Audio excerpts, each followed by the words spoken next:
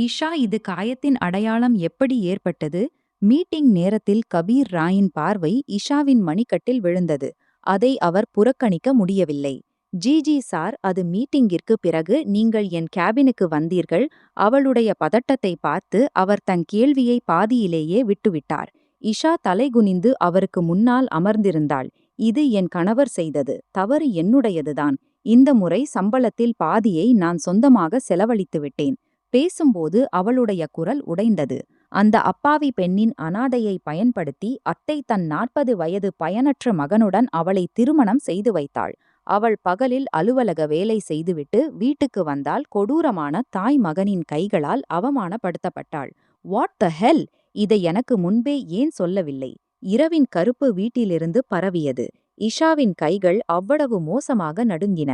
பால் நிறைந்த கண்ணாடி அவளுடைய விரல்களில் மீண்டும் மீண்டும் மோதிக்கொண்டிருந்தது. அவள் சில கணங்கள் மூடிய கதவுக்கு முன்னால் நின்று கொண்டிருந்தாள். உள்ளே செல்வதற்கு தன்னை தயார்படுத்திக் கொள்வது போல. மார்பில் இதயம் கட்டுப்பாடின்றி துடித்துக் கொண்டிருந்தது. இந்த வீட்டிற்கு வந்து 1 மாதம் கடந்துவிட்டது. ஆனால் இன்று முதல் முறையாக அவளுக்கு ஒரு இருண்ட கிணற்றின் விளிம்பில் நின்றிருப்பது போல் தோன்றியது. அத்தையின் வார்த்தைகள் இப்போது அவளுடைய காதுகளில் ஒலித்துக் கொண்டிருந்தன. மனைவியாக இருக்கிறாய். கணவனுக்கு அவனுடைய உரிமையை கொடுக்க கற்றுக்கொள். மக்கள் என்ன சொல்வார்கள், இன்னும் முழுமையான திருமணம் நடக்கவில்லை என்று. நிறைய நாடகம் நடந்துவிட்டது. இப்போது போய் உன் கணவனை கவர். அவனுக்கு உன் அருகாமையை தந்து அவன் பொறுப்பை ஏற்கட்டும். அவள் மிகுந்த சிரமத்துடன் தைரியத்தை திரட்டிக்கொண்டு கதவில் லேசாக தட்டினாள். உள்ளே இருந்து கனமான குரல் வந்தது. வா, கதவு திறந்திருக்கிறது. அவள் மெதுவான அடிகளுடன் உள்ளே நுழைந்தாள். எதிரே சோமேஷ் ஒழுங்கற்று படுக்கையில் அமர்ந்திருந்தான். குர்தா பஜாமா சுருக்கங்களால் நிறைந்திருந்தது. கழுத்தின் பொத்தான்கள் திறந்திருந்தன. அதனால் முடியால் நிறைந்த மார்பு தெரிந்தது. முடி சிதறி கண்களில் விசித்திரமான கடுமை இருந்தது. அவன் உருவத்தில் மிகவும் கனமாக இருந்தான். முகத்தில் லேசான சுருக்கங்களும் இருந்தன. அவளை பார்த்ததும் அவன் நிமிர்ந்து அமர்ந்தான். இஷா அமைதியாக முன்னேறி பால் கண்ணாடியை சைட் டேபிளில் வைத்துவிட்டு தலை குனிந்து படுக்கையின் ஓரத்தில் அமர்ந்தாள். அறையில் சில கணங்கள் விசித்திரமான அமைதி நிலவியது. பிறகு சோமேஷ் அவளை உற்று பார்த்தபடி கேட்டான். இந்த பாலை ஏன் கொண்டு வந்தாய்? இஷா கண்களை உயர்த்தாமல் மெல்லிய குரலில் சொன்னாள். அம்மா அனுப்பியிருக்கிறார்கள் உங்களுக்காக. அவளுடைய வார்த்தைகளை கேட்டு அவன் சொன்னான். அம்மா என்ன சொன்னார்கள்? ஆபத்தின் மணி அவளை சுற்றி ஒலிக்கத் தொடங்கியது. அவள் தயங்கியபடி தலையை ஆட்டினாள். சோமேஷ் சில வினாடிகள் அவளை அமைதியாக பார்த்தான். பிறகு திடீரென்று அவளுக்கு அருகில் நகர்ந்தான். இஷாவின் முழு உடலிலும் சிலிர்ப்பு ஓடியது. அவள் பயந்து தன் விரல்களை முஷ்டியாக மூடிக்கொண்டு அவனுடைய தொடுதலுக்கு தன்னை தயார்படுத்திக் கொண்டாள். ஆனால் சோமேஷ் வெறும் அவளுடைய கையை பிடித்தான். அவனுடைய பிடி இறுக்கமாக இருந்தது. அவன் குனிந்து அவளுடைய முகத்தை கூர்ந்து பார்க்கத் தொடங்கினான். உன் இந்த இளஞ்சிவப்பு உதடுகள். அவனுடைய குரல் கனமாக இருந்தது. இந்த மென்மையான உடல் எல்லாம் மிகவும் அழகாக இருக்கிறது. இஷாவின் மூச்சு அடைக்கத் தொடங்கியது. அவன் அவளுடைய மென்மையான உடலை தன் பார்வையின் சிறையில் வைத்துக்கொண்டு பேசினான். மறுபுறம் அவனுடைய கண்களில் தானாகவே மென்மை தோன்றியது. ஆனால் அடுத்த வார்த்தை அவளுடைய உடலை உறைந்து போகச் செய்தது. ஆனால் என் உயிரே, நான் உனக்கு கணவனின் சுகத்தை கொடுக்க முடியாது. இஷா திடுக்கிட்டு தலையை உயர்த்தினாள். அவளுடைய கண்களில் ஆச்சரியம், குழப்பம் இருந்தன. அவள் ஏதோ புரிந்து கொள்ள முயன்று கொண்டிருந்தாள். அப்போது திடீரென்று ஒரு பலமான அறைதல் அவளுடைய முகத்தில் விழுந்தது. அவளுடைய தலை திடீரென்று ஒருபுறம் திரும்பியது. அவள் தள்ளாடி தரையில் விழுந்தாள். கண்ணாடிக்குள் இருந்த ஸ்பூன் தரையில் விழுந்து சப்தம் எழுப்பியது. இஷா பயந்த கண்களுடன் மேலே பார்த்தாள். சோமேஷின் கண்கள் வெறுப்பால் நிறைந்திருந்தன. உனக்குள் எவ்வளவு காமம் இருக்கிறது, அவன் கத்தினான். நீச்சல் பெண், 1 மாதம் பொறுமை இல்லையா உனக்கு? இஷாவின் கண்களில் கண்ணீர் வழிந்தது. நான் எதுவும் செய்யவில்லை. பேசாதே, அவன் கத்தினான். ஒரு விஷயத்தை காது திறந்து கேள். எனக்கு ஆண்மை இல்லை. எப்போதும் உனக்கு கணவனின் உரிமையை கொடுக்க முடியாது. ஆனால் இந்த விஷயத்தை நீ யாரிடமும் சொன்னால் அவன் அவளுக்கு அருகில் குனிந்து அப்படி ஒரு மரணம் கொடுப்பேன். யாரும் அடையாளம் காணவும் முடியாது. இஷாவின் முழு உடலும் நடுங்கத் தொடங்கியது. அவள் தரையில் அமர்ந்து தன்னை சேர்த்து கொள்ள முயன்றாள். சோமேஷ் சிகரெட் ஏற்றியபடி அமைதியான குரலில் சொன்னான். நாளை உன் அலுவலக சம்பளம் வருகிறதல்லவா? எனக்கு முழுவதும் வேண்டும். இஷா ஈரமான கண்களுடன் அவனை பார்த்தாள். ஆனால் எனக்கு சில தேவைகள். அவன் ஏளனமாக சிரித்தான். இங்கே உனக்கு எந்த தேவையும் இல்லை. நீ சம்பாதிப்பதை என் கையில் வை, இல்லையென்றால் அவன் புகையை அவளுடைய முகத்தின் பக்கம் விட்டு மேலும் சொன்னான். உன்னை விற்று பணம் சம்பாதிப்பேன், ஒவ்வொரு இரவும் உன் படுக்கையில் புதிய ஆளை அனுப்புவேன். புரிந்ததா? இஷாவின் வாயிலிருந்து பெருமூச்சு வந்தது. அவளுக்கு தன் கால்களுக்கு கீழே பூமி நழுவிவிட்டது போல் தோன்றியது. அவள் 2 கைகளாலும் தன் வாயை மூடிக்கொண்டு அழத் தொடங்கினாள். பேசாதே, சோமேஷ் கோபத்துடன் கத்தினான். என் தலையில் வலி இருக்கிறது. இங்கிருந்து போ. இஷா வேகமாக எழுந்தாள். அவளுடைய அடிகள் தள்ளாடின. கண்களில் இருந்து கண்ணீர் தொடர்ந்து வழிந்தது. அவள் ஒரு கடைசி பார்வையை அந்த மனிதனின் மீது வீசினாள். பெயருக்கு மட்டும் அவளுடைய கணவன். பிறகு கதவை திறந்து வெளியேறினாள். வெளியே வந்ததும் அவளுடைய பொறுமையின் கட்டு உடைந்தது. அவள் சுவருடன் சாய்ந்து அழுது கொண்டே சென்றாள். உள்ளே அறையில் அமர்ந்திருந்த சோமேஷ் அவ்வளவு அமைதியாக இருந்தான். இப்போதுதான் எதுவும் நடக்காதது போல. காலை 9 மணிக்கு மறுபுறம் ராய் மாளிகை அசாதாரண அமைதியில் மூழ்கியிருந்தது. வீட்டின் ஏராளமான மக்கள் இன்னும் தங்கள் அறைகளில் இருந்தனர். ஆனால் மேல் பகுதியின் ஒரு அறையில் கபீர் ராய் கண்ணாடிக்கு முன்னால் நின்று தன் கடிகாரத்தை கட்டிக்கொண்டிருந்தான். கருமை நிற ஸ்ட்ரைப்டு ஷர்ட், மேட்சிங் ட்ரவுசர்ஸ் மற்றும் எப்போதும் போல ஒழுங்காக அமைக்கப்பட்ட முடி அவனுடைய ஆளுமையை மேலும் கவர்ச்சியாக்கியது. அவன் கடைசியாக தன்னை கண்ணாடியில் பார்த்தான். பிறகு கோட்டை எடுத்து தோளில் போட்டுக்கொண்டு அறையிலிருந்து வெளியேறினான்.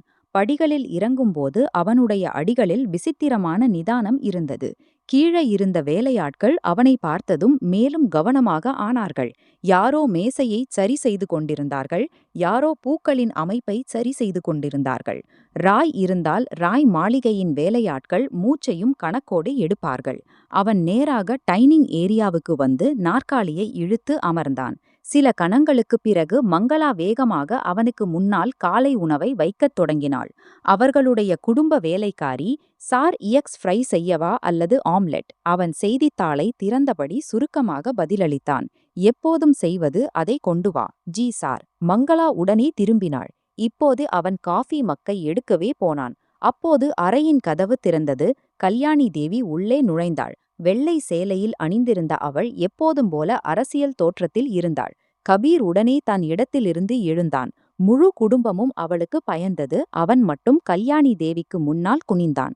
கல்யாணம், என் குழந்தாய். அவள் அவனுக்கு அருகில் வந்து அன்போடு அவனுடைய தலையில் கை வைத்தாள்.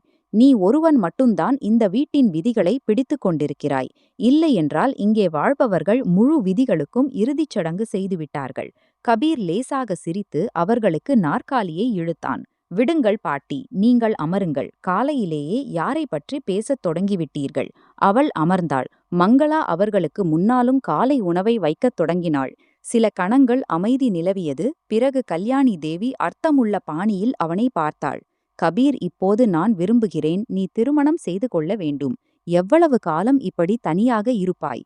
நல்லவேளையாக 28 வயதாகிவிட்டது. கபீரின் முகபாவனை உடனே மாறியது.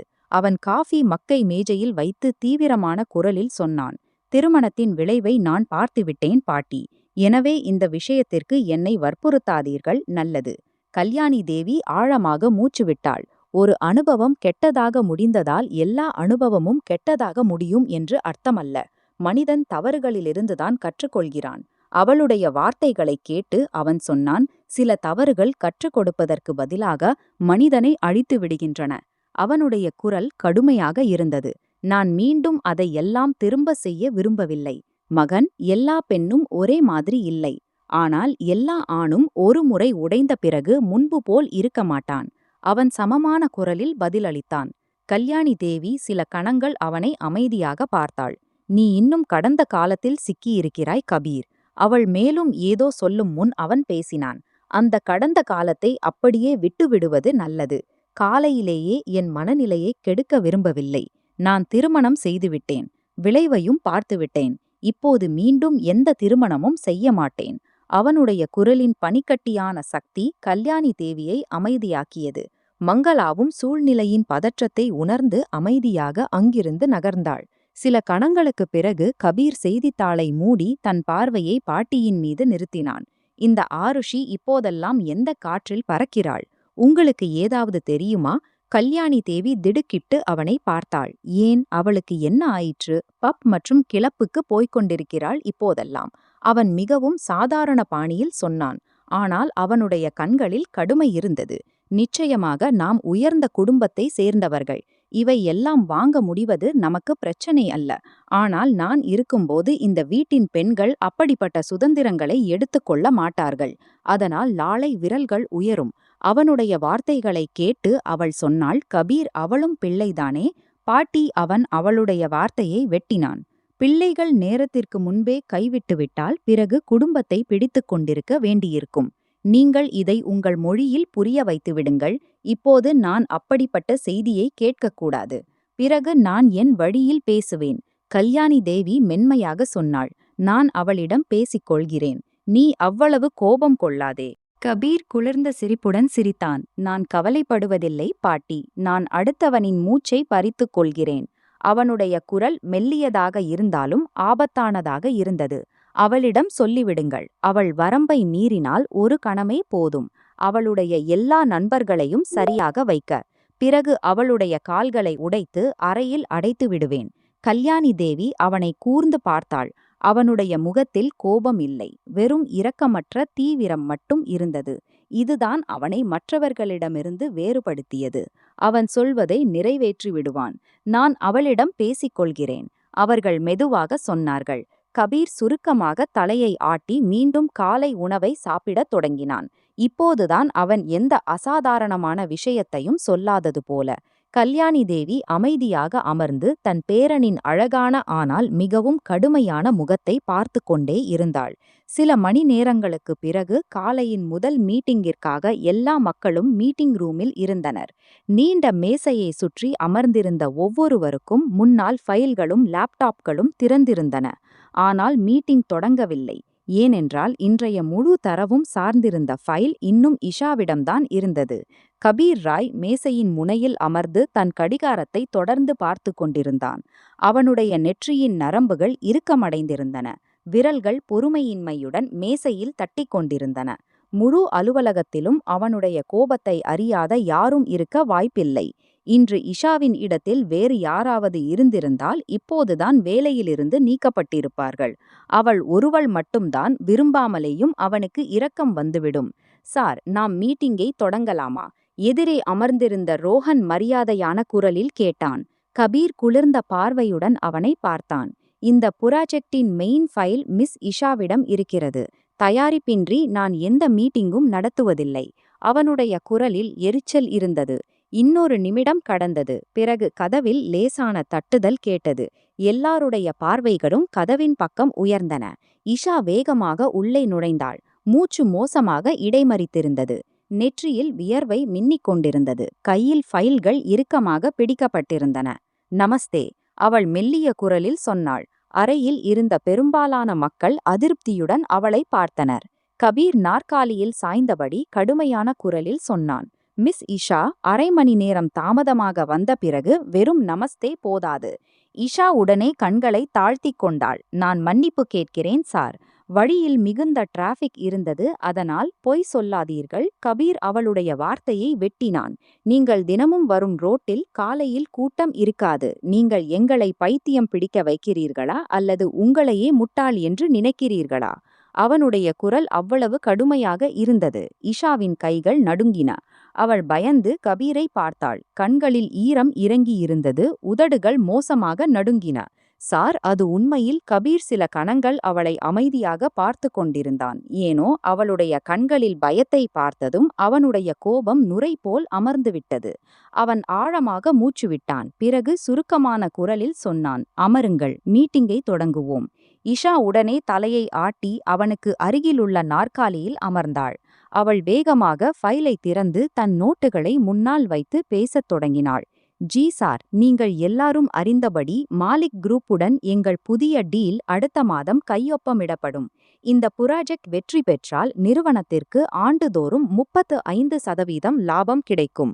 அறையில் இருந்த எல்லா மக்களும் இப்போது முழு கவனத்துடன் அவளை கேட்டுக்கொண்டிருந்தனர். ஈஷா ஃபைலின் பக்கங்களை புரட்டினாள். நாங்கள் புராஜெக்டை 3 கட்டங்களாக பிரித்துள்ளோம். முதல் கட்டத்தில் அவர்களுடைய கிளைகளின் டிஜிட்டல் அப்கிரேடேஷனை செய்வோம். இரண்டாவது கட்டத்தில் ஆன்லைன் போர்ட்டல் மற்றும் செக்யூரிட்டி சிஸ்டம் தொடங்கும். மூன்றாவது கட்டத்தில் இன்வெஸ்ட்மெண்ட் மேனேஜ்மெண்ட் சேர்க்கப்படும். எதிரே அமர்ந்திருந்த ஒரு சீனியர் மேனேஜர் கேள்வி கேட்டான். அவர்கள் பட்ஜெட்டை குறைக்க சொன்னால் இஷா உடனே பதிலளித்தாள். நாங்கள் சிஸ்டம் அப்கிரேடேஷனை 2 பகுதிகளாக பிரிப்போம். இதனால் அவர்களுடைய ஆரம்ப செலவு குறையும், ஆனால் நிறுவனத்தின் லாபம் பாதுகாக்கப்படும். கபீர் அமைதியாக அவளை பார்த்து கொண்டிருந்தான். அவளுடைய குரலில் பதட்டம் நிச்சயமாக இருந்தது, ஆனால் வேலையில் அவளுடைய பிடி உறுதியாக இருந்தது. அவள் ஒவ்வொரு கேள்விக்கும் தன்னம்பிக்கையுடன் பதிலளித்துக் கொண்டிருந்தாள். அவர்கள் வேறொரு நிறுவனத்தின் ஆஃபரை ஏற்றுக்கொண்டால்? ரோஹன் கேட்டான். இஷா ஃபைலை மூடியபடி சொன்னாள். அவர்கள் செய்ய மாட்டார்கள், ஏனென்றால் எங்கள் நிறுவனம் அவர்களுக்கு போஸ்ட் லோன் சப்போர்ட்டும் கொடுக்கிறது. மற்ற நிறுவனங்கள் வெறும் சிஸ்டம் இன்ஸ்டாலேஷன் வரை மட்டும் வரையறுக்கப்பட்டுள்ளன. இதுதான் எங்கள் மிகப்பெரிய பலம். கபீர் முதல் முறையாக லேசாக தலையை ஆட்டினான். இம்ப்ரெசிவ். இஷா திடுக்கிட்டு அவனை பார்த்தாள். ஒருவேளை அவன் பாராட்டுவான் என்று அவளுக்கு எதிர்பார்ப்பு இல்லை. அவள் மீண்டும் பாயிண்டுகளை படிக்கத் தொடங்கினாள். அப்போது திடீரென்று கபீரின் பார்வை அவளுடைய மணிக்கட்டில் விழுந்தது. துப்பட்டாவின் ஓரம் சறுக்கியதால் சிவப்பு நீல அடையாளம் தெளிவாக தெரிந்தது. அவனுடைய கண்கள் சில கணங்கள் அங்கேயே நின்றன. பிறகு தீவிரமான குரலில் கேட்டான். மிஸ் இஷா, இந்த காயம் எப்படி ஏற்பட்டது? முழு மீட்டிங் ரூமும் அமைதியாகிவிட்டது. இஷாவின் குரல் திடீரென்று நின்றது. அவள் பயந்து தன் மணிக்கட்டை உடனே மறைத்து கொண்டாள். ஜி சார், அது உண்மையில் அவள் மோசமாக குழம்பிப் போனதாள். கபீர் தொடர்ந்து அவளுடைய முகத்தை பார்த்து கொண்டிருந்தான். அவளுடைய பதட்டம் அசாதாரணமாக இருந்தது.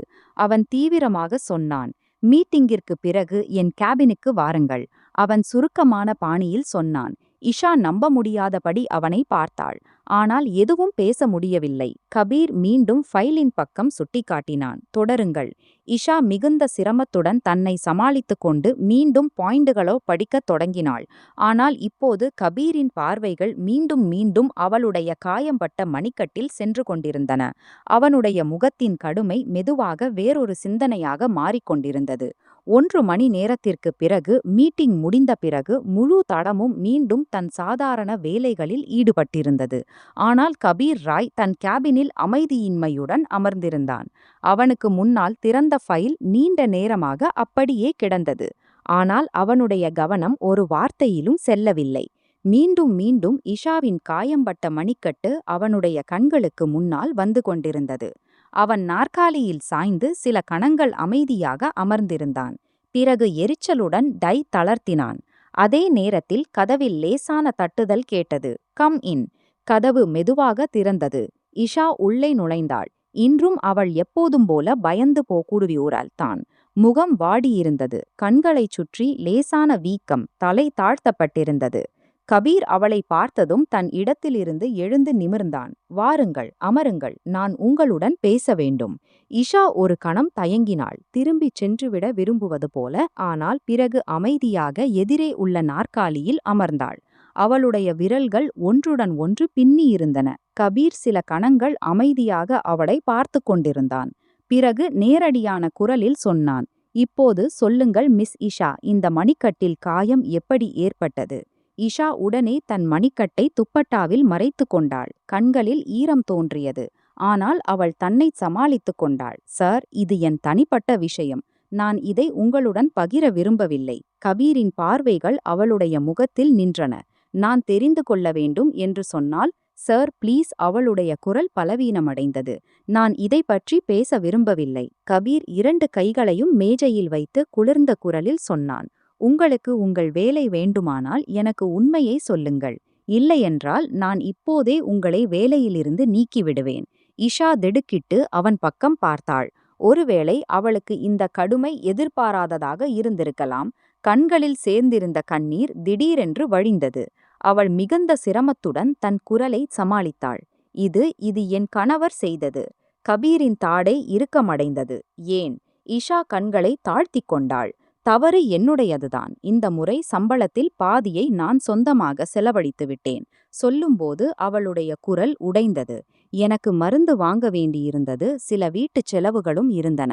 அவள் மேலும் பேச முடியவில்லை. கபீர் சில கணங்கள் அவளை உற்று பார்த்தான். பிறகு திடீரென்று நாற்காலியிலிருந்து எழுந்து நின்றான். வாட் த ஹெல்? அவனுடைய குரல் உயர்ந்தது. நீங்கள் எனக்கு முன்பே ஏன் சொல்லவில்லை? இஷா மோசமாக நடுங்கினாள். சார், நான் எத்தனை பிரச்சினைகளை உங்களிடம் சொல்வேன். ஏற்கனவே நீங்கள் என் தந்தையின் கடனை அடைத்துவிட்டீர்கள். அவளுடைய கண்களில் இருந்து தொடர்ந்து கண்ணீர் வழிந்தது.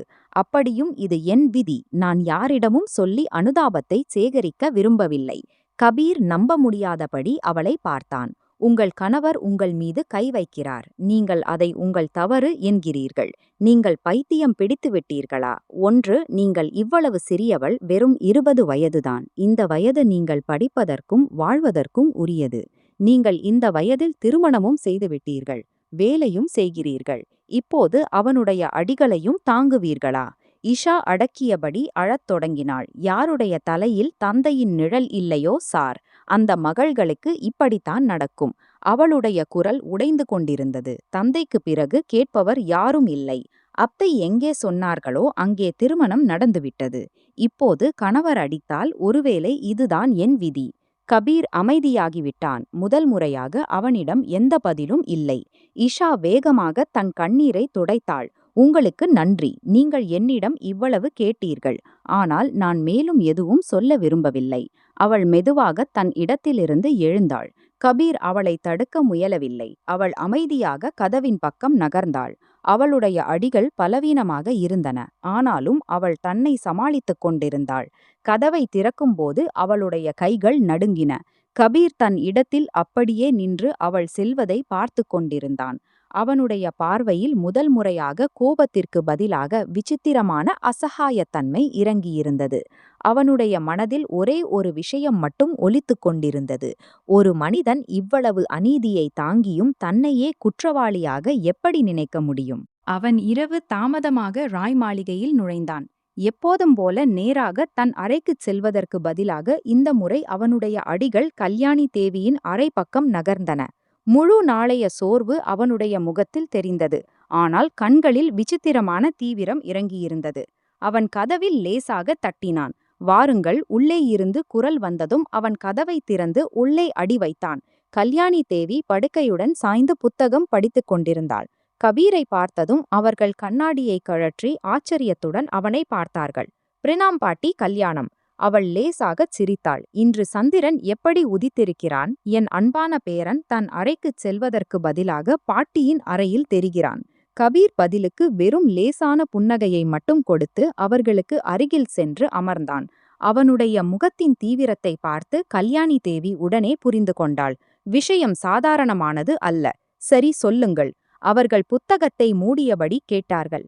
கபீர் சில கணங்கள் அமைதியாக அமர்ந்திருந்தான். வார்த்தைகளை ஒழுங்குபடுத்துவது போல. பிறகு மெல்லிய குரலில் சொன்னான். நான் உங்களுடன் பேச வேண்டும். மாறாக உங்கள் உதவி வேண்டும். கல்யாணி தேவி அவனுடைய முகத்தை கூர்ந்து பார்த்தாள்.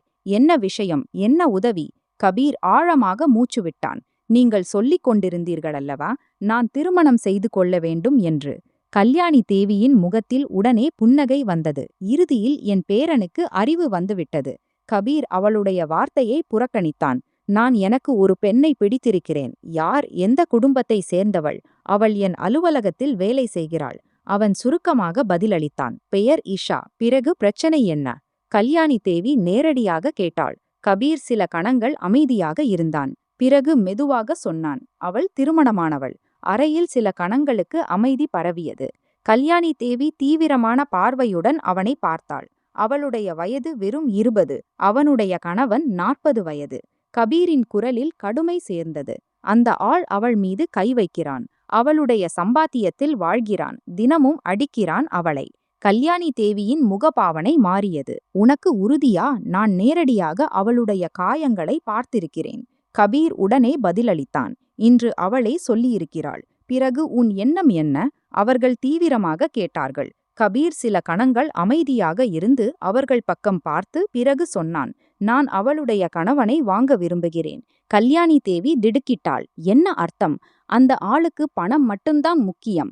கபீர் குளிர்ந்த குரலில் சொன்னான். நான் அவனுக்கு அவ்வளவு பணம் கொடுப்பேன். அவன் தானாகவே இஷாவை விவாகரத்து செய்ய சம்மதித்து விடுவான்.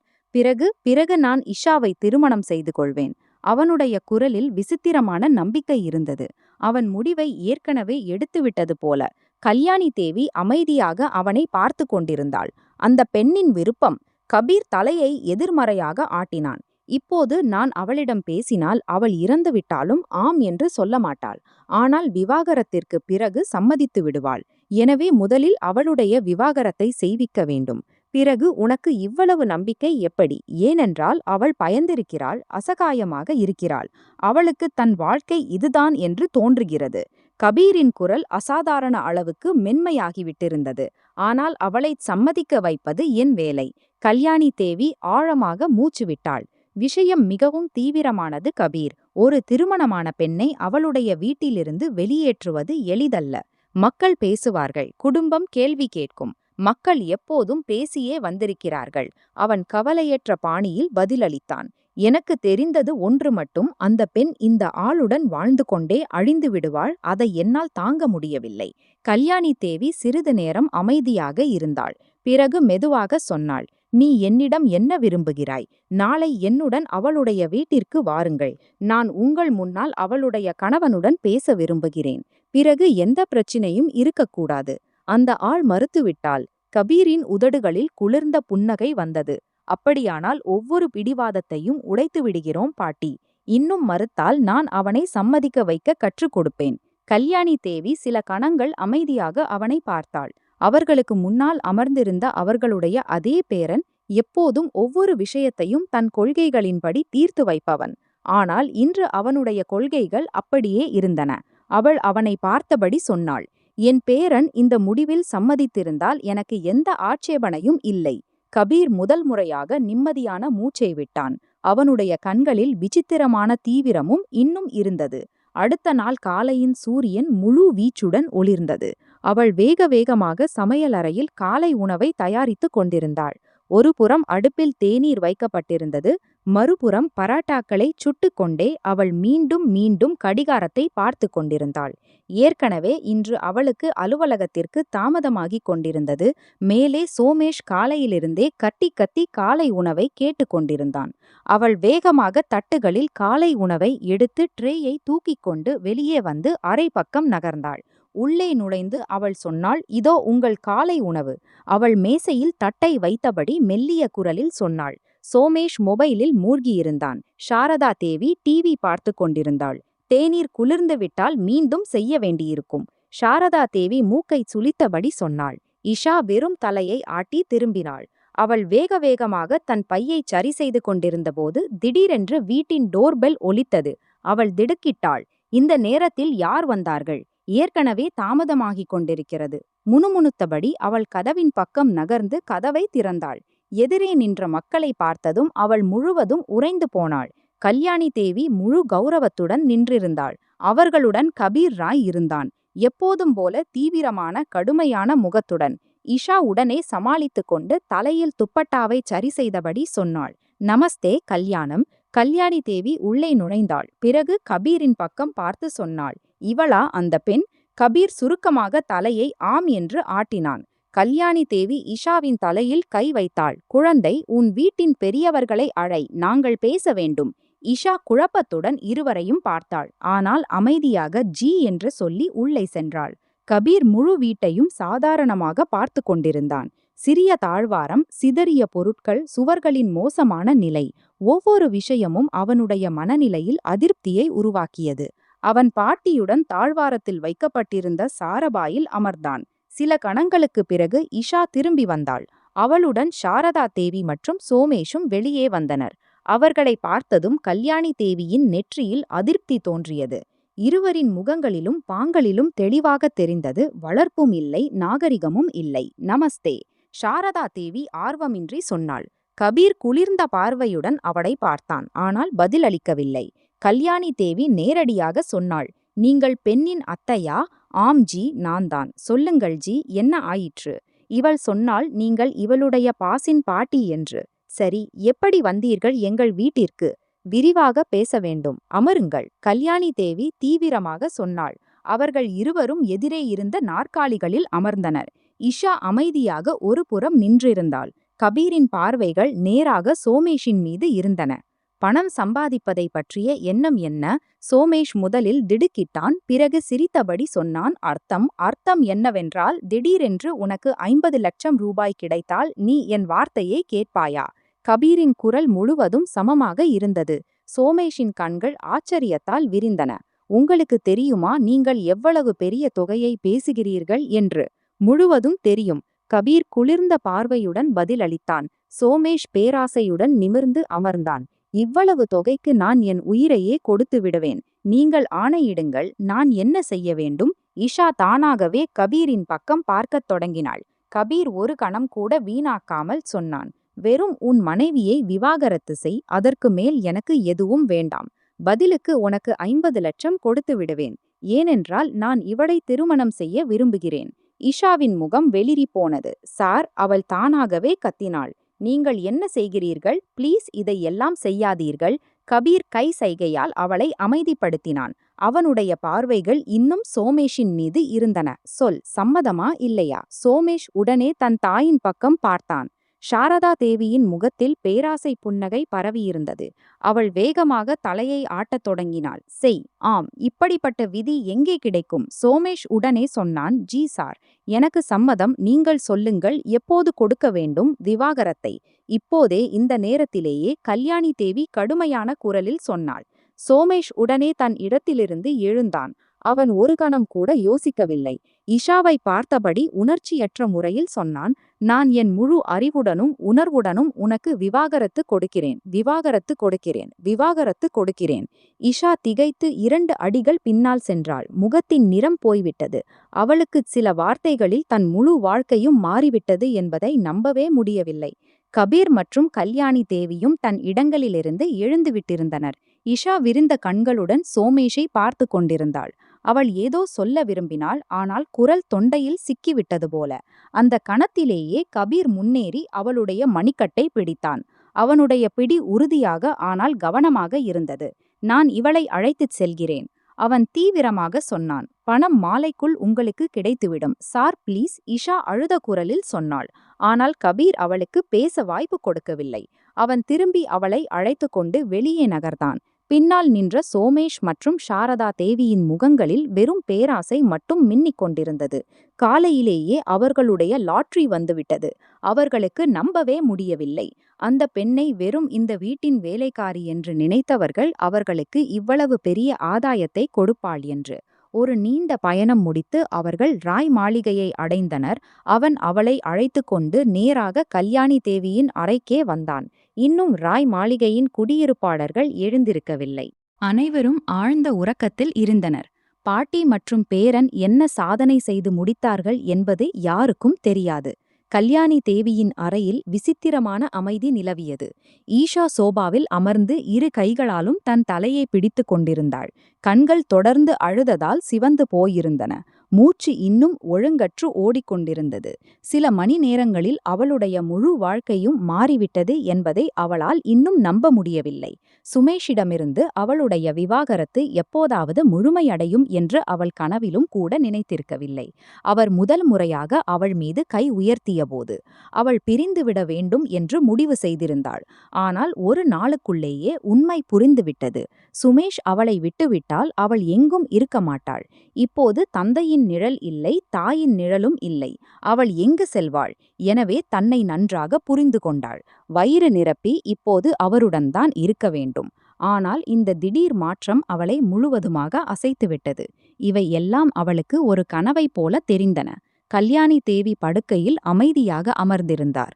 கபீர் முன்னால் வைக்கப்பட்ட நாற்காலியில் அமர்ந்து தொடர்ந்து ஈஷாவை பார்த்து கொண்டிருந்தான். அவனது முகத்தில் எப்போதும் போல கடுமை இருந்தது. ஆனால் கண்களில் தீவிரம் முன்பை விட ஆழமாகி இருந்தது. சில கணங்கள் இந்த அமைதியில் கழிந்தன. பிறகு ஈஷா மெதுவாக தலையை உயர்த்தினாள். கண்களில் உதவியற்ற தன்மை தெளிவாக தெரிந்தது. அவள் நீண்ட நேரமாக அந்த மக்கள் பேசுவதற்காக காத்திருந்தாள். ஆனால் அவர்கள் பேசாதபோது அவளே சோர்ந்து கபீரை நோக்கி பேசினாள்.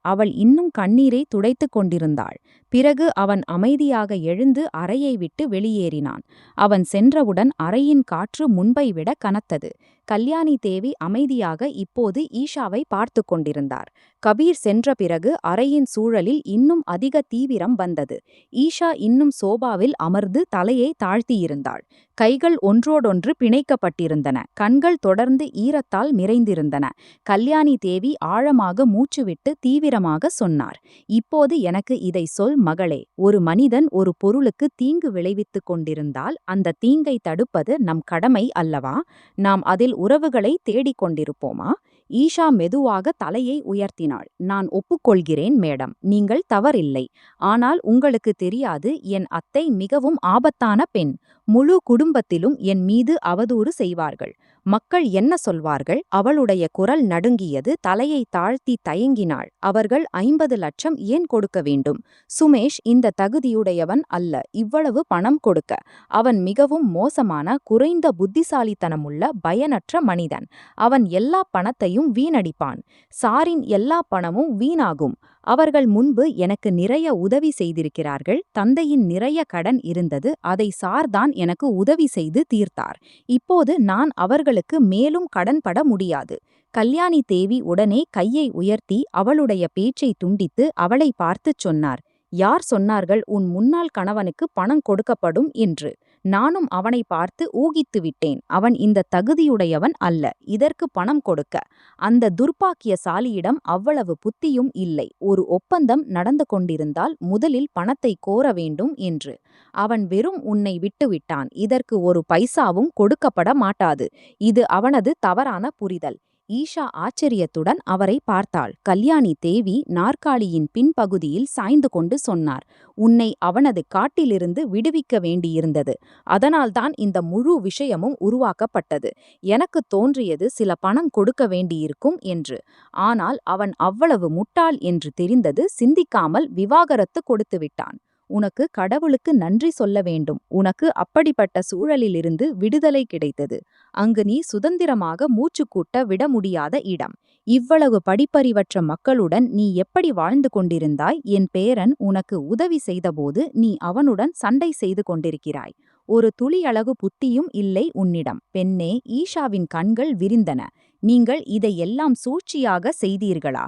கல்யாணி தேவி நேராக அவளை பார்த்தார். சூழ்ச்சி அல்ல, அவசியமான நடவடிக்கை. சில கணங்கள் அமைதியாக இருந்தார். பிறகு அவர் தீவிரமாக சொன்னார். என் பேரன் உன்னை ஏற்றுக்கொள்கிறான். உன்னை திருமணம் செய்ய விரும்புகிறான். நீ ஏன் ஆட்சேபிக்கிறாய்?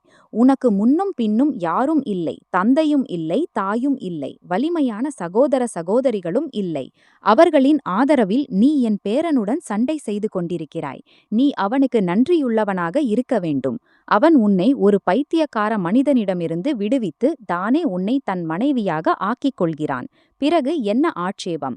ஈஷா தன்னை அறியாமல் பார்வையை தாழ்த்திக் கொண்டாள். நான் இந்த தகுதியுடையவள் அல்ல மேடம். என்னிடம் என்ன சிறப்பு இருக்கிறது சார்? என் மீது இவ்வளவு கருணை காட்டுகிறார்கள். அவள் மிகவும் மோசமாக குழப்பமடைந்தாள். முதல் நாளிலிருந்து அவள் அவர்களுடைய அலுவலகத்திற்கு சென்ற போதிலிருந்து. ஆகையால் அவன் அவள் மீது இவ்வளவு கருணை காட்டுகிறான். அலுவலகத்தில் பல பெண்கள் இருந்தார்கள். அவளைப் போல நிர்பந்தப்பட்டவர்களும் ஆதரவற்றவர்களும். ஆனாலும் அவன் வெறும் அவள் மீதே பார்வையை வைத்தது ஏன்? இந்த விஷயம் அவளுடைய புரிதலுக்கு அப்பாற்பட்டது. கல்யாணி தேவியின் முகத்தில் மென்மை வந்தது. ஆனால் தொனி இன்னும் உறுதியாக இருந்தது. இந்த உலகத்தில் யார் இவ்வளவு தகுதியுடையவர் என்பதை நாம் தீர்மானிப்பதில்லை. இதை நேரமும் விதியும் தீர்மானிக்கின்றன. உன் விதி என் பேரனுடன் இணைக்கப்பட்டிருக்கிறது. இவ்வளவு மட்டும் புரிந்து கொள்ளுங்கள். கடவுள் உங்கள் இருவரையும் ஒன்றாக செய்ய விரும்புகிறார். அதனால்தான் உங்களை என் பேரனிடம் கொண்டு வந்திருக்கலாம். ஈஷா நம்பிக்கையின்மையுடன் தலையசைத்தாள். எனக்கு இதை மட்டும் சொல்லுங்கள். கல்யாணி தேவி திடீரென கேள்வி கேட்டார். உங்களுக்கும் அவனுக்கும் இடையே கணவன் மனைவி உறவுகள் இருந்தனவா? அதாவது நீ அவனது மனைவியாக இருந்தாயா அல்லது வெறும் திருமணம் நடந்ததா? ஈஷாவின் முகம் சிவந்து போனது. அவள் சிறிது நேரம் அமைதியாக இருந்தாள். பிறகு உடனே தலையை மறுப்பில் அசைத்தாள். இல்லை, அப்படி ஒன்றும் இல்லை. கல்யாணி தேவி ஆழமான பார்வையை அவள் மீது வீசினார். அதாவது, அவன் உன் அருகே வரவே இல்லை. இது எப்படி சாத்தியம்? நீ அவனது மனைவி. என் கருத்துப்படி உங்கள் இருவரின் திருமணத்திற்கு 1 மாதம் ஆகியிருக்கிறது. நீ அவனது வீட்டிலேயே தங்கியிருக்கிறாய். இருந்தும் அவன் உன் அருகே வரவில்லை. என்னிடம் பொய் சொல்கிறாய். ஈஷா நடுங்கும் குரலில் சொன்னாள். மேடம், நான் பொய் சொல்வதில்லை. என் தாய் சொல்வாள், பொய் சொல்பவர்கள் மீது கடவுள் கோபப்படுவார். நாங்கள் இருவரும் நெருங்காததற்கு காரணம் அவன் ஆண் இல்லை. அவனிடம் ஆண்மை இல்லை. எங்களுக்குள் எப்போதும் எந்த உறவும் ஏற்படவில்லை. அறையில் ஒரு கணத்திற்கு முழுமையான அமைதி நிலவியது. கல்யாணி தேவி மெதுவாக தலையசைத்தார். ஓ கடவுளே! அவருடைய தொனியில் ஆச்சரியமும் வருத்தமும் இருந்தன. இவ்வளவு சிரமங்களுக்கு பிறகும் நீ அதே வீட்டில் தங்கியிருந்தாய். மேலும் அதே அவனுடன் வாழ்க்கை நடத்த விரும்பினாய். நீ பைத்தியமா பெண்ணே? ஈஷா தலையை தாழ்த்திக் கொண்டாள். இந்த முறை அவளிடம் எந்த பதிலும் இல்லை. கல்யாணி தேவி சில கணங்கள் அவளை பார்த்து கொண்டிருந்தார். பிறகு முடிவு தொனியில் சொன்னார். சரி, இப்போது நான் உன் வேறு எந்த பேச்சையும் கேட்க மாட்டேன். முடிவு எடுக்கப்பட்டுவிட்டது. இப்போது நான் விரும்புவதுதான் நடக்கும். அவருடைய தொனி அவ்வளவு கடுமையாக இருந்தது. ஈஷா மேலும் ஒன்றும் பேச முடியவில்லை. அவர் உடனே மேசையிலிருந்து போனை எடுத்து கபீரின் எண்ணை அழைத்தார். போன் இணைந்தவுடன் அவர் சொன்னார். இரவுக்குள் பண்டிதர் மற்றும் மண்டப ஏற்பாடு செய்யுங்கள்.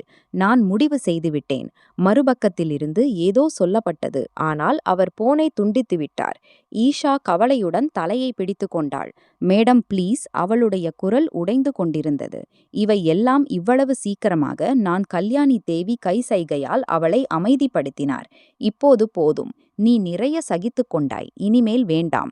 ஈஷா அமைதியாகிவிட்டாள். அவளுடைய முகத்தில் பயம், குழப்பம் மற்றும் நம்பிக்கையின்மை எல்லாம் ஒரே நேரத்தில் இருந்தன. கல்யாணி தேவி தீவிரமாக அமர்ந்து அவளை பார்த்து கொண்டிருந்தார். அவர் ஒரு முடிவை எடுத்துவிட்டார் போலவும் இப்போது அதிலிருந்து பின்வாங்குவதற்கு எந்த கேள்வியும் எழாது போலவும். மாலை மெதுமெதுவாக இறங்கிக் கொண்டிருந்தது. ராய் மாளிகையின் ஹால் விசித்திரமான அமைதியில் மூழ்கியிருந்தது. அங்கு மண்டப ஏற்பாடுகள் நடந்து கொண்டிருந்தன. இந்த அமைதிக்குள் ஒரு விசித்திரமான அழுத்தம் இருந்தது. வீட்டின் அனைத்து உறுப்பினர்களும் சிலர் ஒரு பக்கத்தில் நின்று சிலர் அமர்ந்து இந்த காட்சியை பார்த்து கொண்டிருந்தார்கள். அது அவர்கள் அனைவருக்கும் எதிர்பாராதது. ஈஷா சிவப்பு நிற திருமண ஆடையில் அலங்கரிக்கப்பட்டு அமர்ந்திருந்தாள். முகம் கீழே இருந்தது. கண்களிலிருந்து தொடர்ந்து கண்ணீர் விழுந்தன. கைகள் நடுங்கின. அவள் இந்த கணத்தை புரிந்து கொள்ள இயலாதவளாக இருந்தாள். அவளுடன் என்ன நடந்து கொண்டிருக்கிறது என்று. குறுகிய அறிவிப்பில் கபீர் அவளுக்காக திருமணத்தின் முழுமையான ஏற்பாட்டை செய்திருந்தான். எளிமையை விட இந்த நிகழ்வில் ஒரு அமைதியான சக்தி இருந்தது. பண்டிதர் அக்னியின் முன் அமர்ந்து ஹவனத் தயாரிப்பு செய்து கொண்டிருந்தார். கபீரும் அரச உடையில் தயாராக இருந்தான். முகம் அமைதியாக இருந்தது. ஆனால் கண்களில் முடிவின் தீவிரம் இருந்தது. கல்யாணி தேவி ஒரு பக்கத்தில் அமர்ந்து எல்லாவற்றையும் கவனித்துக் கொண்டிருந்தார். பண்டிதர் கபீரை பார்த்தார். கபீர்ஜி, திருமணச் சடங்குகளை தொடங்குவோம். எஜமானின் ஆணை உள்ளது. கபீர் ஒரு கணம் கல்யாணி தேவியை பார்த்தான். கல்யாணி தேவி அமைதியாக தலையசைத்தார். கபீர் உடனே தீவிரமான தொனியில் சொன்னான்.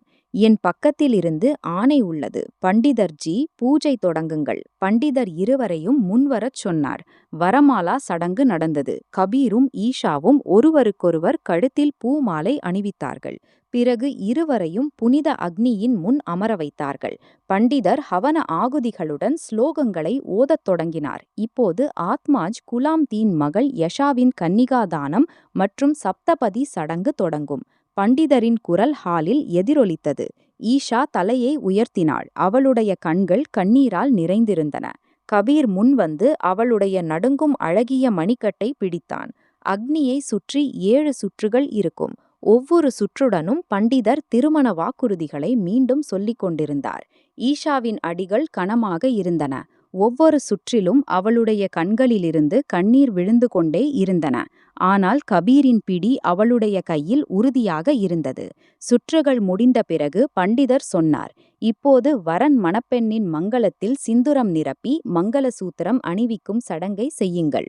கபீர் விரலில் சிந்துரம் எடுத்து எந்த தயக்கமும் இல்லாமல் ஈஷாவின் மங்களத்தை நிரப்பினான்.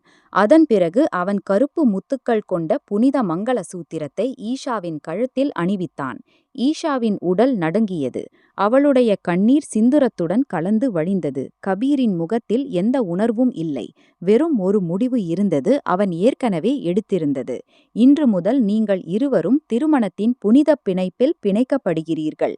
பண்டிதர் ஆசீர்வாத மந்திரங்களை ஓதிக்கொண்டு சொன்னார், கடவுள் இந்த உறவில் எப்போதும் செழிப்பும் அன்பும் நிலைத்திருக்கட்டும்.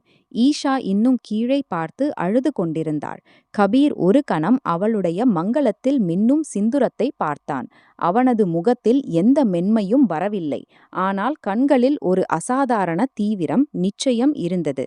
கல்யாணி தேவி முன்வந்து இருவரின் தலையிலும் கை வைத்து ஆசீர்வாதம் செய்தார். ஆனால் ஹாலில் இருக்கும் சூழல் இன்னும் கனமாக இருந்தது.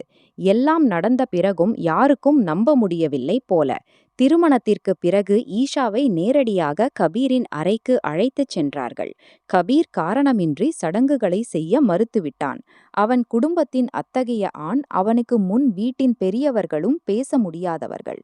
கல்யாணி தேவி அவனுக்கு சைகையால் சொல்லியிருந்தார், சடங்குகளுக்கு மறுக்காதே என்று. ஆனால் அவன் அவர்களையும் மறுத்துவிட்டான். எனக்கு வீணான நேரத்தை வீணடிக்க வேண்டாம். அவள் முழு நாடும் ஏற்கனவே கவலையில் இருந்தாள். அவளை மேலும் கவலைப்படுத்தாதீர்கள். அவளை அறைக்கு அனுப்பும் அவனது ஆணைப்படி அவளை அனுப்பினார்கள். கதவு மூடியவுடன் அவள் சில கணங்கள் அங்கே நின்றாள். இது உண்மையா அல்லது வலுக்கட்டாயமாக உருவாக்கப்பட்ட காட்சியா என்று நம்ப விரும்புவது போல. அறை முழுமையாக அலங்கரிக்கப்பட்டிருந்தது. பூக்களின் அமைப்பு எல்லா இடங்களிலும் இருந்தது. படுக்கையில் வெள்ளை மற்றும் சிவப்பு நிற அலங்காரம் இருந்தது. அவள் சில அடிகள் முன் நகர்ந்தாள். ஆனால் ஒவ்வொரு அடியுடனும் அவளுக்குள் அமைதியின்மை அதிகரித்து கொண்டே இருந்தது. இவை எல்லாம் இவ்வளவு சீக்கிரமாக நடந்ததால் அவளுக்கு இன்னும் புரியவில்லை. அவள் எங்கே நின்று கொண்டிருக்கிறாள், ஏன் நின்று கொண்டிருக்கிறாள் என்று. அவள் படுக்கையின் ஓரத்தில் அமர்ந்தாள். கைகள் ஒன்றோடொன்று பிணைக்கப்பட்டிருந்தன. கண்கள் தொடர்ந்து கீழே இருந்தன. முதல் திருமணத்தின் போது அவளுக்கு இப்படிப்பட்ட எந்த மகிழ்ச்சியும் கொடுக்கப்படவில்லை. மாறாக திருமணத்திற்கு பிறகு உடனே அத்தையின் கையால் அறை கிடைத்தது. அவள் இன்னும் அந்த எண்ணங்களிலேயே இருந்தாள். அப்போது கதவு திறந்து கபீர் உள்ளே நுழைந்தான். அவனது இருப்பு மட்டும் அறையின் சூழலை மாற்றியிருந்தது.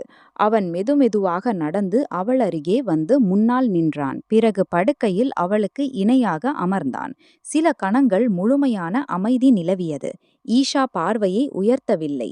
கபீர் மென்மையான ஆனால் நேரடி தொனியில் சொன்னான், நமஸ்தே.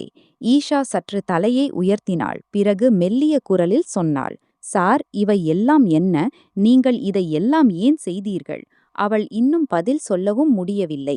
எனக்கு ஒன்றும் புரியவில்லை. கபீர் அவளை பார்த்தான். அவனது குரலில் லேசான அமைதியின்மை இருந்தது. நீ அப்படிப்பட்ட ஒரு மனிதனின் காட்டிலிருந்து வெளியே வந்திருக்கிறாய். அவன் உன்னை அடித்தான், உன்னை அடக்கினான். இருந்தும் நீ மகிழ்ச்சி அடைவதற்கு பதிலாக என்னிடம் கேள்வி கேட்கிறாய். ஈஷா உடனே சொன்னாள், நான் மகிழ்ச்சியாக இருக்கிறேன் சார். ஆனால் நான் உங்களை பற்றி இப்படி ஒருபோதும் நினைத்திருக்கவில்லை. கபீர் லேசாக மூச்சுவிட்டான். இப்போது நினைத்துக்கொள். நினைப்பதற்கு எவ்வளவு நேரம் ஆகும்? மேலும் இப்போது நான் உன் கணவன். ஈஷாவின் முகத்தில் தயக்கம் வந்தது. அவள் உடனே பார்வையை தாழ்த்திக் கொண்டாள். கபீர் சில கணங்கள் அவளை பார்த்தான். பிறகு மெதுவாக அவளுடைய முகத்தை தன் விரல்களால் உயர்த்தினான். ஈஷாவின் கண்கள் ஈரமாக இருந்தன. இமைகள் லேசாக நடுங்கின. கபீரின் குரல் இப்போது முன்பை விட மென்மையான ஆனால் ஆழமாக இருந்தது. நான் உனக்கு மனைவியின் உரிமையை கொடுக்க விரும்புகிறேன். உனக்கு தெரியாது உன் முகம் என்னை எவ்வளவு பாதிக்கிறது. இந்த கண்கள், இந்த உதடுகள், உன் அப்பாவித்தனம் எனக்கு எந்த கவர்ச்சியை விடவும் குறைந்ததல்ல. நீ என் அலுவலகத்திற்கு வந்ததிலிருந்து என் வாழ்க்கை மாறிவிட்டது. ஈஷா உடனே பார்வையை விலக்க முயன்றாள். ஆனால் கபீர் அவளை தடுத்து நிறுத்தினான். நான் இன்று உன்னருகே வர விரும்புகிறேன். அவனது பேச்சுடன் அறையின் காற்று மேலும் கனத்தது. ஈஷாவின் இதயம் பலமாக துடித்தது. அவள் ஐஷாவிடம் சொன்னாள், சார், நான் கபீர் அவளுடைய பேச்சை துண்டித்தான். வெறும் ஆம் அல்லது இல்லை ஈஷா அமைதியாகிவிட்டாள். சில கணங்கள் அவளுடைய கண்களில் குழப்பம், பயம் மற்றும் நம்பிக்கையின்மை எல்லாம் ஒரே நேரத்தில் இருந்தன. அவளுக்கு தெரியாது இந்த கணத்தில் என்ன பதில் சரியாக இருக்கும். கபீர் அவளை பார்த்து கொண்டிருந்தான். முற்றிலும் இமைகளை மூடாமல் அறையில் அமைதி அவ்வளவு ஆழமாக இருந்தது. ஒவ்வொரு மூச்சும் உரக்க உணரப்பட்டது. ஈஷா மெதுவாக பார்வையை தாழ்த்தி கொண்டாள்.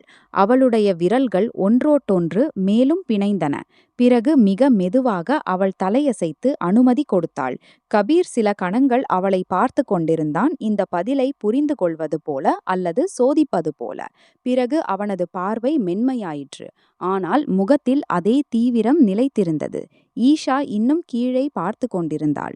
இதயம் வேகமாக துடித்து கொண்டிருந்தது. அவளுக்கே நம்ப முடியவில்லை. அவள் என்ன சொல்லிவிட்டாள் என்று. அடுத்த கணமே அவன் அவளருகே வந்து தன் தொடுதலை அவளுடைய முகத்தில் பரப்பத் தொடங்கினான். அவள் முற்றிலும் பயந்து போனாள். ஆனால் அவன் அவளுடைய இடுப்பில் கை வைத்து அவளை தன் மார்போடு ஒட்டிக்கொண்டான். அவள் மிகவும் மோசமாக அஞ்சினாள். ஆனால் அவன் மெதுமெதுவாக அவளை தன்னருகே இழுத்து கொண்டிருந்தான். அவளை இவ்வளவு இறுக்கமாக தனக்குள் மூழ்கடித்துக் கொண்டிருந்தான். அவள் பயத்தை மறந்து அவனுக்கு உதவி செய்யத் தொடங்கினாள். இரவு துளி துளியாக உருகி கொண்டிருந்தது. அடுத்த நாள் காலையின் சூரியன் முழு ஒளியுடன் பிரகாசித்தது. மதியம் 2 மணிக்கு அவள் மதிய நேரத்தில் தன் அறையில் அமைதியாக அமர்ந்திருந்தாள். இரவு காட்சி இன்னும் அவளுடைய நினைவில் மீண்டும் மீண்டும் ஓடிக்கொண்டிருந்தது. கபீர் அவளருகே வருதல், அவனது பேச்சுகள் மற்றும் அந்த கணம் அவள் அமைதியாக எல்லாவற்றையும் ஏற்றுக்கொண்டபோது இவையெல்லாம் அவளுடைய மனதிலிருந்து வெளியேறவில்லை. அவள் மீண்டும் மீண்டும் தன் கைகளை பார்த்து கொண்டிருந்தாள், தன்னிடமே கேள்வி கேட்பது போல அவள் என்ன செய்தாள், ஏன் செய்தாள் என்று. இந்த எண்ணத்திலேயே அவள் மூழ்கியிருந்தாள். அப்போது அறையின் கதவு திடீரென திறந்து 3 பெண்கள் உள்ளே நுழைந்தார்கள். ஈஷா உடனே ஆச்சரியத்துடன் எழுந்து நின்றாள். 3 பெண்களும் தன்னம்பிக்கையுடன் நடந்து அவள் அருகே வந்தார்கள். ஆரோஹி, ரியா மற்றும் ஆன்யா. ஆரோஹி அவளை மேலிருந்து கீழ் வரை பார்த்து சிரித்துக்கொண்டு சொன்னாள், வாவ் பாய், கபீர் அண்ணனை நீ இறுதியில் எப்படி சிக்க வைத்தாய்? உனக்கு தெரியுமா, அவன் பெண்களை பார்க்கவும் விரும்புவதில்லை. உன்னை இவ்வளவு சீக்கிரத்தில் திருமணம் செய்து கொண்டான். ஓ மை காட், நீ என்ன விஷயம்? ரியா சிரித்துக்கொண்டு சொன்னாள், உண்மையைச் சொல், நீ இவ்வளவு அழகாகவும் இல்லை. பிறகு எப்படி மாயம் செய்தாய்? உன் அழகின் அற்புதத்தை காட்டினாயா அல்லது இனிய பேச்சுகளில் சிக்க வைத்தாயா? ஈஷா பயத்துடன் உடனே சொன்னாள், நீங்கள் எல்லாரும் எப்படிப்பட்ட பேச்சுகளை பேசுகிறீர்கள்? அவள் இன்னும் ஏதோ சொல்லியிருப்பாள். திடீரென ஆரோஹி அவளுடைய கையை பிடித்தாள். அவளுடைய முகத்தில் விசித்திரமான பிடிவாதமும் உணர்வுகளும் இருந்தன. அவன் என் அண்ணன், நான் அவனது இளைய சகோதரி. அவன் என்னை நேசிக்கட்டும் அல்லது நேசிக்காவிட்டாலும் அவன் எனக்கு மிகவும் முக்கியமானவன். ஒரு விஷயம் நினைவில் கொள், நீ எங்கள் அண்ணனை எங்களிடமிருந்து தூரப்படுத்த முயன்றால் என்னை விட மோசமானவர் யாரும் இருக்க மாட்டார்கள். ஈஷாவின் முகத்தில் குழப்பமும் பயமும் பரவியிருந்தன. அவள் ஏதோ சொல்லவிருந்தாள். அதே கணத்தில் குளியலறை கதவு திறந்து கபீர் வெளியே வந்தான். அந்த மூவருக்கும் தெரியாது அவன் இன்னும் அறையில் இருக்கிறான் என்று. அவன் உள்ளே அடி எடுத்தவுடன் 3 பெண்களையும் பார்த்தான். அவனது இருப்பால் அறையின் சூழல் மாறியது. 3 பெண்களும் உடனே பின்னால் நகர்ந்தார்கள். கபீர் நேராக ஈஷாவின் அருகே வந்து அவளுக்கு இணையாக நின்றான். பிறகு கடுமையான தோணியில் சொன்னான், மூளை சரியாக இருக்கிறதா உங்கள் மூவருக்கும்? இது எப்படிப்பட்ட பேச்சுகள்? நீங்கள் உங்கள் அண்ணியிடம் பேசிக் கொண்டிருந்தீர்கள். உங்கள் தாய் இப்படிப்பட்ட பண்பாட்டைத்தான் கொடுத்திருக்கிறார்களா? ஆரோஹி உடனே சொன்னாள், நாங்கள் வெறும் ஹலோ ஹாய் செய்ய வந்தோம்.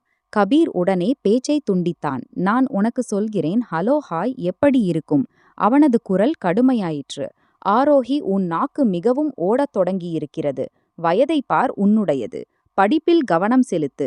நீ செய்யும் இந்த வீணான செயல்கள், கிளப்போவது, ஆண்களுடன் சுற்றுவது, ஒரு புகார் உன் அப்பாவிடம் செய்தால் உன் மூளை சரியாகும். ரியாவும் அனன்யாவும் உடனே பயந்து போனார்கள். கபீர் இருவரையும் உற்று பார்த்து, நீங்களும் உங்கள் செயல்களை சரி செய்யுங்கள். இல்லையெனில் மாமாவிடம் பேச எனக்கு 1 நிமிடம் கூட ஆகாது. இப்போது இங்கிருந்து போங்கள். 3 பெண்களும் ஒரு கணத்தில் அமைதியாகிவிட்டார்கள். பிறகு ஒன்றும் சொல்லாமல் சீக்கிரம் அறையை விட்டு வெளியேறினார்கள். கதவு மூடியவுடன் அறையில் அமைதி நிலவியது. கபீர் சில கணங்கள் அங்கே நின்றான். பிறகு அமைதியாக ட்ரெஸ்ஸிங் டேபிள் பக்கம் நகர்ந்தான். ஒன்றும் நடக்காதது போல ஈஷா இன்னும் அங்கே நின்று அவனை பார்த்து கொண்டிருந்தாள். அவளுடைய முகத்தில் ஆச்சரியத்துடன் ஒரு விசித்திரமான அமைதியும் இருந்தது. கபீரின் முதுகு அவளுக்கு முன்னால் இருந்தது. அவள் அமைதியாக அவனை பார்த்து கொண்டிருந்தாள். முதல் முறையாக அவனை புரிந்து கொள்ள முயல்வது போல. முழு நாளும் வழக்கம் போல கழிந்தது. இரவின் இருள் எல்லா இடங்களிலும் பரவியிருந்தது. இரவு நேரம் அறையில் லேசான அமைதி பரவியிருந்தது. அவள் கோயிலின் மூலையில் அமர்ந்திருந்தாள். தலை தாழ்த்தியிருந்தது. கண்ணீர் தொடர்ந்து அவளுடைய முகத்தில் வடிந்தது. அவளுடைய தோள்கள் லேசாக நடுங்கின. அவள் உள்ளே இருந்து உடைந்து கொண்டிருப்பது போல. கதவு மெதுவாக திறந்து கபீர் உள்ளே நுழைந்தான். அவன் சில கணங்கள் அதே கதவு அருகே நின்று அவளை பார்த்து கொண்டிருந்தான். பிறகு அமைதியாக நடந்து அவளருகே வந்து அவளுக்கு பக்கத்தில் அமர்ந்தான். ஈஷா அவனை உணர்ந்தாள். ஆனால் தலையை உயர்த்தவில்லை. கபீர் மெதுவாக கையை நீட்டி அவளுடைய முகத்திலிருந்து கண்ணீரை துடைத்தான். ஏன் அழுகிறாய்? இப்போது உனக்கு என்ன கஷ்டம்? அவனது குரலில் மென்மை இருந்தது. ஆனால் ஒரு விசித்திரமான தீவிரம் இருந்தது. நீ அழுதால் எனக்கு கஷ்டமாக இருக்கிறது. உன் கண்களில் இந்த கண்ணீர் எனக்கு பிடிக்காது. ஈரக் கண்களை விரும்புவதன் அர்த்தம் அவற்றை எப்போதும் ஈரமாக வைத்திருப்பது அல்ல. ஈஷா மெதுவாக தலையை உயர்த்தினாள். கண்கள் சிவந்திருந்தன. நீங்கள் என் மீது இவ்வளவு கருணை காட்டுவது ஏன்? அவளுடைய குரல் நடுங்கியது. முதலில் நீங்கள் எனக்கு உங்கள் கம்பெனியில் வேலை கொடுத்தீர்கள்.